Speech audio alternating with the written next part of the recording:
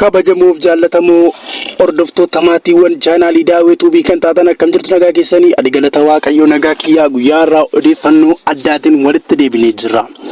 Hospitaalli dhuunfaa Laandmaark dandeettii obbo Jawaar Qaallitti yaalu hin qabnu jedhe. Hospitaalli dhuunfaa Laandmaark dandeettii obbo Jawaar mana sirreessaa Qaallitti yaalu hin qabu jechuun abukaattoo isaanii barreesse. Guyyaa kibxataa manni murtii olaanaa federaalaa oliyyannoo abbaa alangaa waliigalaa dhiyeesse kuffisuun tajaajila yaalaa hospitaalichaatti hidhamtootaaf kennamu beekamaa obbo Jawaar Mohaammed faadhaan mana sirreessaa Qaallitti keessatti akka ta'u murteesse. Obbo Jawaar Mohaammed obbo Baqqalaa Garbaa fi kan ergaa nyaata lagachuu eegalanii bultii 30 darbe. Isaan keessaa Aamzaan addaan dhukkubsatee namoota kanneen adda baheera jedhu abukaattonni. Abukaattoo isaanii keessaa tokko kan ta'e obbo Muhammad Jimmaa guyyaa kibxataa murtii yaalii isaanii irratti ergaa darbe asirratti ta'e jechuun BBC gaafate. Obbo Jawaar fayyaan obbo Muhammad faa haala yaaddessaa keessa jiraachuu dubbatu. Manni murtii dhimma obbo Jawaar irratti oliyyannoo abbaa alangaa waliigalaa kuffise. Bulchaa mana sirreessaa Qaallitti mana murtiitti dhiyaatan.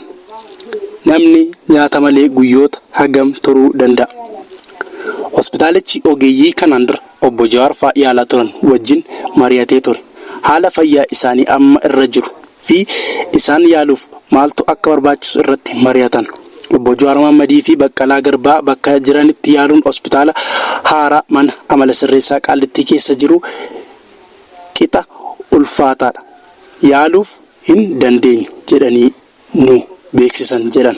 Manni murtii kenname sun mirga yaalaa argachuu guutummaa guutuutti kan dhorke qofaa miti, mirga lubbuun jiraachuu isaanii gaaffii keessaa kan galche ture jecha abukaattoon kan komatu obbo Muhammad mana murtii waliigalaa dhaddacha Ijibbaataatti dhimma yaala isaanii irratti iyyannoo dhiyeessaniiru dubbatu. Abukaattonni jimaata falmii geggeessan falmichi hordofuu dhaddacha Ijibbaataa Gurraandhala 22 bara 2013tti beellame jedhan. Haala fayyaa namoota kanaa yoo dubbatan obbo Jawaar Mohaammed fa'aa ammatti yaala argachaa hin jiran. Doktoroonni mana hidhaa isaan bira dhaqan ho'a qaama isaanii safaranii deebi'u jedhan. Oliyyannoo abbaa alangaa federaalaa maal ture? Abbaa alangaa federaalaa waan lama kaasee jalqaba irratti namni hidhame mana amala sirreessaa keessatti hospitaala mootummaatti malee dhuunfaatti yaalamuu hin danda'u jechuun oliyyannoo gaafatee ture. Lammaffaa immoo hospitaala Laandmaark iddoo yaalaa fi obbo Jawaar fa'aa filatanitti jeequmsi uumamuu mala jedhe. Abukaattonni garuu yaaddoon nageenya jiraachuu mootummaa ragaa dhiyeessine jedhan.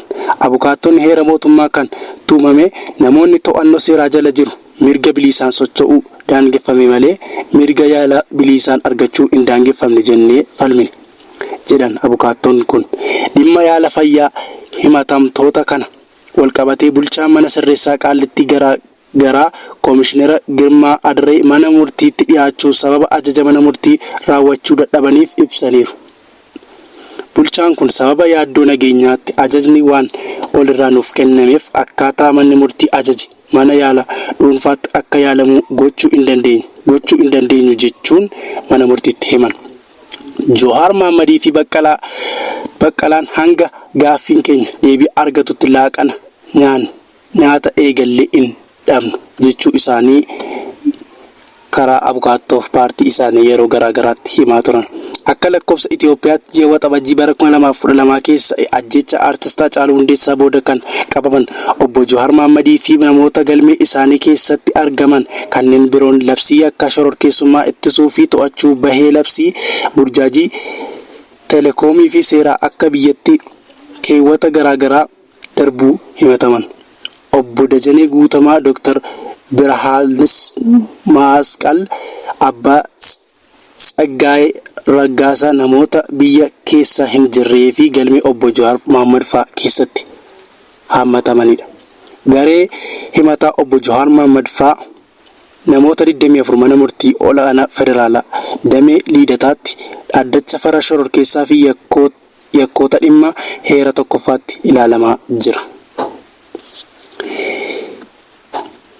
Egaan kabajamuuf jaallatamoo maatiiwwan chaanaalii Daawwee Tuubii kan taatan guyyaa har'aa waa'ee Jawaar Faarratti oduun qabadee dhufe kanuma. Oduun kun BBC Afaan Oromoo irraa kan fudhatamedha. Oduu biraan hanga walitti deebinutti nagaatti.